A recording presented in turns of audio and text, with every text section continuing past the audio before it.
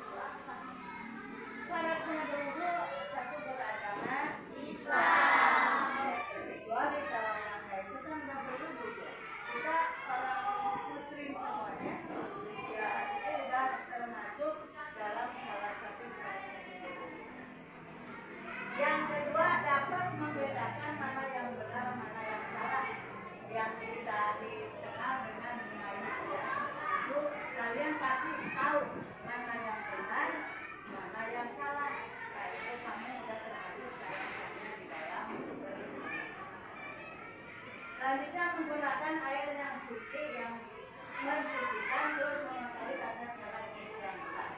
Sudah tahu tadi yang di materi yang pertama itu menggunakan air yang suci yang mensucikan. Walaupun ada air bersih tapi tidak suci dan mensucikan, itu tidak bisa untuk dipakai berwudhu. Contohnya air yang dalam ember itu kira-kira kamu sah nggak wudhu? Tidak sah karena tidak mencakup dua bulan, tidak tidak ada ukurannya, tidak sesuai dengan ukuran yang disyariatkan oleh hukum syariat. Jadi harus sesuai dengan tata cara berwudu yang benar. Pasti kalian sudah mengenal tentang tata cara berwudu ya.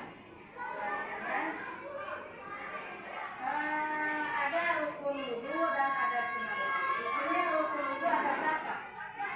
Dari di antaranya niat. Kalau berwudu pasti kita harus niat. Kalau tidak berniat tidak sah. Yang selanjutnya membasuh muka, terus membasuh kedua tangan sampai siku-siku. Kalau sebelum siku-siku itu wudunya tidak sah. Selanjutnya mengusap sebagian kepala, berarti rambut. Kalau kita yang penting kita rambutnya kena air ya, kena air dibasahin itu sah.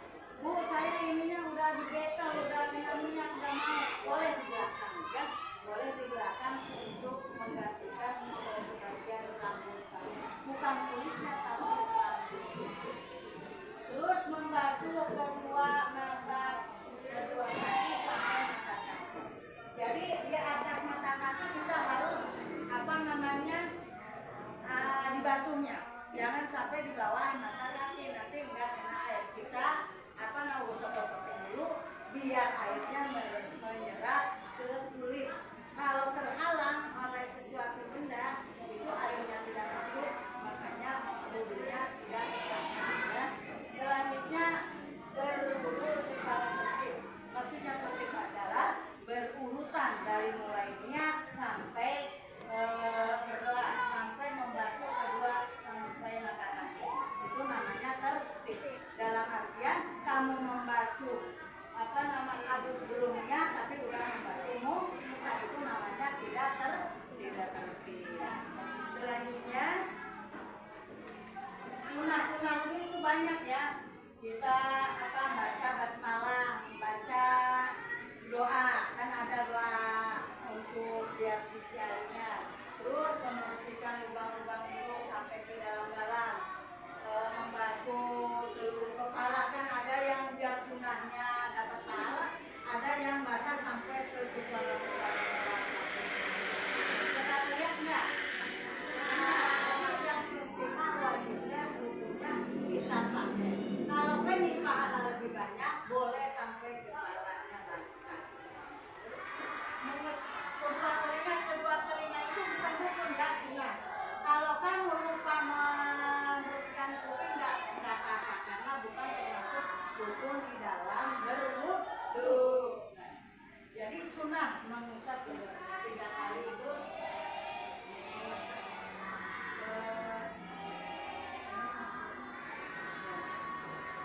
itu ya diantara sunnah-sunnah dalam berwudu. Terus mengusap anggota badan 3 kali ya, semuanya kan 3 kali diawali dengan tangan dan anggota badan yang kanan dulu ya, itu sunnah. Terus yang kanan itu semuanya sunnah-sunnah dulu, paham nggak? Terus selanjutnya hal-hal yang membatalkan wudu di antaranya adalah buang angin. Bahasa kasarnya apa? Gembos. Kentut ya itu bahasa. Kalau kamu habis wudu, saya kentut. Jangan ditahan. Kalau ditahan malah sholatnya makruh ya. Mending dikeluarkan anginnya sekencang-kencangnya ya. Pushnya. Itu boleh dikeluarkan, jangan ditahan. Itu akan memakruhkan di dalam sholat ya. Nah, terus buang air kecil dan buang air besar. Udah wudu keluar sedikit, Bu, aku mah keluar sedikit, bakal enggak? Ya batal, kudu cepok, kudu apa dibersihkan semuanya, maaf ya, cepok ya dalam keadaan kotor ya. Bahkan kalau pakai celana, maaf ya, pakai dalaman itu kalau mau sholat ya khususnya bagi perempuan itu harus dicopot terlebih dahulu. Maaf ini hukumnya, karena kalau itu harus dijelaskan dengan sejelas-jelasnya. Apalagi keluar yang kuning-kuningnya itu, maaf ya, itu harus dicopot, dibersihkan, terus baru kita sholat. Jadi sholat itu jangan asal sholat, harus bersih, benar-benar suci ya. Terus menyentuh dubur dan kubur dengan telapak tangan. Contohnya kamu sedang menggendong adik kamu itu nggak pakai celana, terus digendong, kamu sudah wudu, mama aku udah wudu, ya sebentar digendong, terus kamu pegang itunya apa namanya yang punya dedek kamu ya, kemaluannya ya, yang baik itu yang perempuan maupun laki-laki, kena tangan kamu kesentuh, batal wudunya, kamu tidak sah untuk sholat. Orang itu cuma nolak sedikit saja, walaupun sedikit tetap batal untuk melaksanakan sholatnya, berarti pada wudunya diulangi terlebih dahulu. Terus yang kamu ringan, maksudnya ada yang bukan untuk sebagian besar ulama, tetapi ada yang membatalkan, ada yang tidak membatalkan kalau mungkin. Oh ini mah yang itu yang kulit ya. Tapi kalau menyenggol kemaluan itu batal ya, walaupun kulit ya, maaf ya. Kalau kulit, contohnya ibu ada suami ibu. Kalau mulut ibu batal. Tapi kalau ada ulama yang lain tidak batal. Cuma ya tidak batal, maka ibu harus dibilangin kalau kesenggol kulit ibu sama. Cuma kalau menyentuh kemaluan adik kamu dan sebagainya itu batal. Next ya. Selanjutnya tata cara berwudu ya. Kamu udah tahu tata caranya kan? Pertama udah niatnya ya, terus membasuh, nasi-nasinya kamu laksanakan ya. Terus airnya dengan keadaan mengalir. Kalau air yang bekas wudu itu nggak boleh dipakai untuk berwudu. Nah, membasuh apalagi tangan dulu ya, terus muka sampai ini wajah. Terus kumur-kumur membasuh lubang hidung ya, membasuh muka disertai dengannya, membasuh kedua tangan sampai siku-siku sampai lima ya. Pokoknya kamu dalam tata cara berwudu itu harus sesuai dengan aturannya, apa nama tertib ya. Gerakan apa yang harus dibasuh itu harus sesuai dengan tata cara aturan yang sudah diajarkan di buku di pelajaran ya.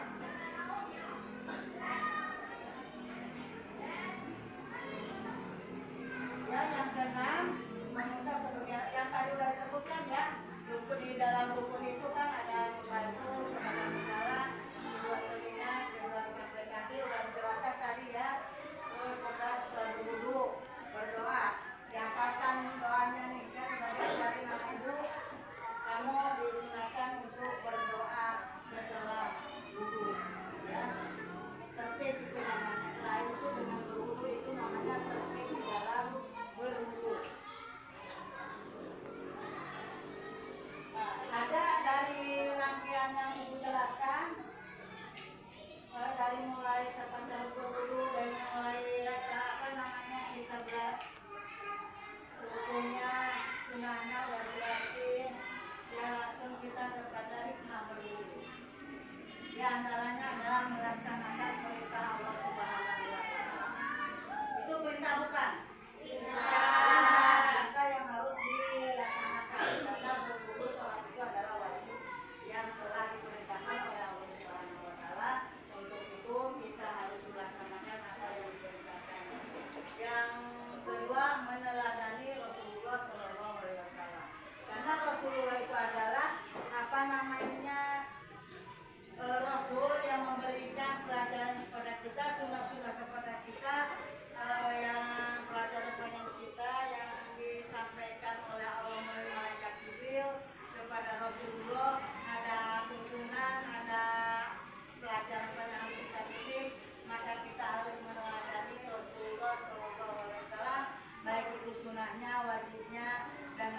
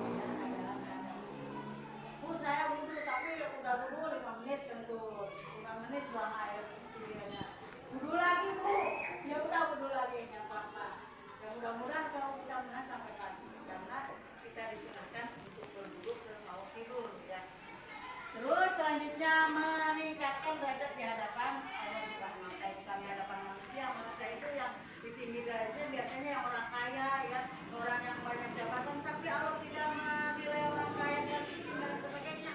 Orang yang tinggi derajatnya di sisi Allah itu adalah orang yang paling bertakwa, di antaranya suka yang suka apa namanya patuh pada peraturan yang diperintahkan oleh Allah Subhanahu wa taala.